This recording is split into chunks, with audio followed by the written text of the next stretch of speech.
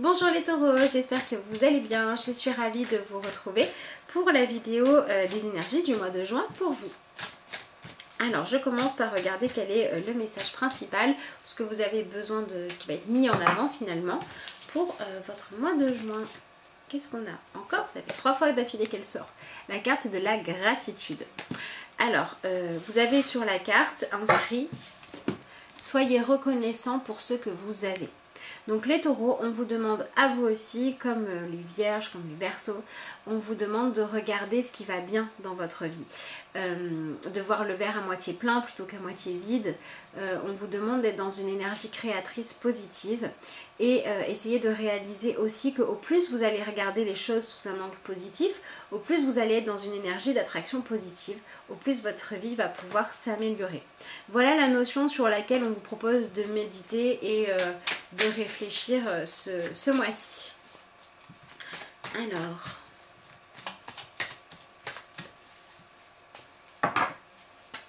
elle est vraiment belle cette carte.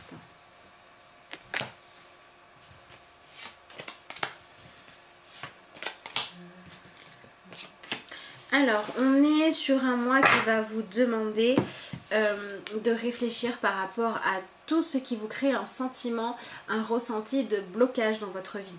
Que ce soit un blocage réel, effectif, ou que ce soit à l'intérieur de vous. Vous avez la clé pour pouvoir avancer. Cette clé, c'est la gratitude. C'est le fait de regarder tout ce qui va bien dans votre vie. C'est le fait de passer d'une émotion douloureuse à une émotion positive. D'une blessure à un choix de guérison, d'aller dans cette direction-là. Voilà, vous avez la clé ce mois-ci, ou vous l'aviez déjà et vous commencez à l'utiliser, ou on vous donne la clé ce mois-ci pour pouvoir avancer. Et donc ça va vous pousser forcément à la réflexion. Donc là on a une idée de bien utiliser les outils qui sont à votre disposition pour faire vos choix. Essayez de ne pas faire de choix trop dans la précipitation, mais de bien poser les choses. Et ensuite j'ai la carte de l'harmonie qui demande à ce que vous fassiez des choix qui correspondent à amener à inviter dans votre vie des énergies de paix, de partage, plutôt que des énergies de compétition ou de manque. Donc là, on a un mois où il peut y avoir des conflits qui n'étaient pas résolus, qui le sont maintenant, avec des vérités qui ressortent, qui ne sont pas toujours faciles à entendre, mais qui permettent d'avancer. On peut avoir aussi des propositions ou d'emploi ou d'union ou de partenariat qui vous permettraient d'avoir accès à une certaine sécurité, mais qui ne correspondent pas à votre cœur. Et là, l'idée, ça va être de ne pas choisir une vie de dualité, mais au contraire une vie d'harmonie. Donc en fait, on va vous demander finalement de ressentir l'émotion de gratitude pour tout ce qui va bien, pour être capable de discerner en vous ce que vous ressentez quand c'est bien, quand c'est positif, parce que vous allez chercher à le noter. Et ensuite, utiliser cette sensation-là pour la rechercher à nouveau pour faire vos choix. Si vous êtes confronté à des choix compliqués avec le mental qui dit quelque chose, le cœur qui dit autre chose, ça peut être bien d'utiliser cette émotion de gratitude pour voir quand est-ce que vous vous sentez en paix à l'intérieur de vous. Voilà, donc finalement c'est un mois qui vous propose comme défi de choisir la paix intérieure plutôt que la facilité ou la sécurité ou le pouvoir. Allez, on va regarder au niveau du message.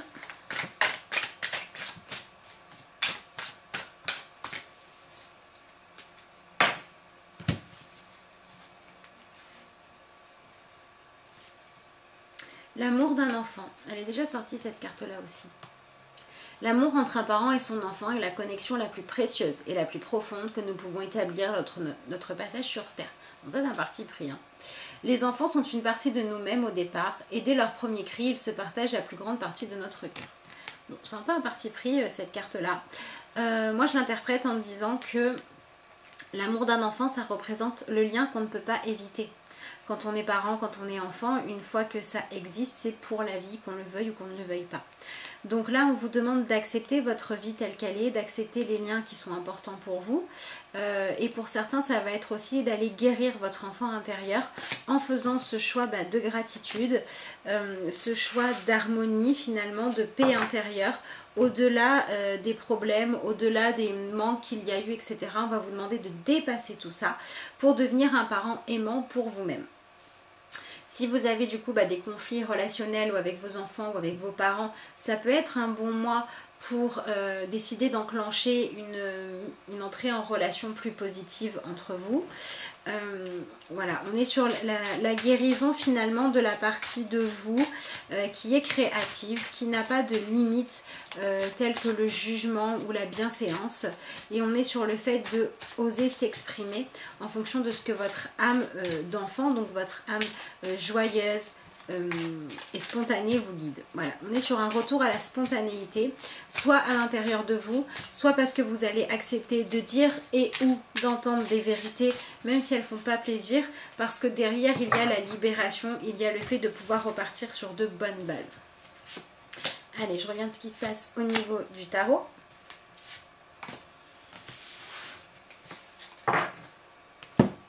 Alors, qu'est-ce qu'on a ? Alors j'ai l'as de terre à l'envers, donc j'ai le fait qu'avant de vous lancer dans une nouvelle aventure, il faut d'abord que vous arriviez à être bien dans votre présent. Faites attention si vous êtes en train d'essayer de construire des choses pour fuir ce qui ne vous convient pas aujourd'hui. Si vous êtes dans cette attitude-là, vous allez recréer, peut-être même en pire, ce que vous êtes en train de fuir. Parce que la fuite, ça ne fonctionne jamais. C'est juste que où on accepte d'affronter les choses, où la vie nous les représente différemment. Et bien souvent, au plus on lutte, au plus la manière dont la vie nous présente les choses est compliquée. Donc reconnectez-vous à votre enfant intérieur, faites ce travail d'écouter ce qu'il a à dire. Si vous avez eu une enfance douloureuse, si vous vous empêchez d'être dans la créativité, si vous avez des relations conflictuelles, avant de faire quelque chose pour fuir les blessures, acceptez de les regarder en face et de les régler une bonne fois pour toutes. Une fois que vous aurez réglé ça, vous aurez évolué, vous vous connaîtrez mieux, vous aurez amené plus de paix et donc plus de gratitude dans votre vie. Et à partir de là, vous pourrez partir sur une nouvelle construction, un nouveau cycle. Pareil, si on vous propose une nouvelle opportunité financière par exemple, mais qu'elle demande trop de sacrifices, réfléchissez-y à deux fois, c'est peut-être pas la meilleure chose à faire. Si on vous propose une augmentation de salaire par exemple, mais qu'à côté de ça, vous allez devoir faire du sale boulot, c'est peut-être pas la meilleure chose à faire. Si on vous propose par exemple de déménager, que vous n'avez pas de coup de cœur, mais que vous le faites juste pour fuir l'endroit où vous vivez en cherchant juste du changement, c'est peut-être pas la bonne chose à faire. Vous voyez, voilà, essayez d'être dans cette réflexion qui ne vient pas que du mental, qui cherche à fuir les choses un petit peu difficiles ou qui ont besoin d'être réglées. Essayez au contraire d'aller régler ce qui a besoin de l'être avant d'entamer un nouveau cycle. Si vous faites ça, le nouveau cycle pourra être fructueux, que ce soit au niveau relationnel, professionnel, peu importe. Dans ce qui va se créer derrière, ça va dépendre de comment vous vivez les événements actuellement et de si vous vous fuyez ou si vous vous écoutez. Alors, ensuite j'ai la carte du 5 de feu, donc le 5 de bâton. Le 5 de bâton, ça correspond au fait que à l'intérieur de vous, il y ait plusieurs envies, plusieurs désirs différents et qu'il y en ait un qui cherche à gagner. Donc l'idée, c'est de décider quelle partie de vous vous mettez aux commandes. Est-ce que c'est votre cœur ou est-ce que c'est votre mental? Est-ce que c'est votre raison qui va vous guider ou est-ce que c'est votre impulsion de vie? Voilà, donc on vous demande de faire des choix, quitte à devoir retarder les changements, quitte à devoir patienter avant d'avoir la bonne opportunité. On vous demande de faire des choix avec lesquels vous êtes totalement en accord. Si par exemple vous vous remettez dans la position d'enfant, souvent quand on a de la colère par rapport à nos parents, c'est parce qu'ils ont fait des choix réfléchis avec leur bagage d'adulte ou leur raisonnement d'adulte. Et l'enfant qui voulait juste voir le monde beau n'était pas d'accord. Ce mois-ci, on va vous demander d'adopter le point de vue de l'enfant qui cherche de la beauté. Et une fois que vous aurez trouvé votre beauté, de choisir comment faire les choses de manière raisonnable.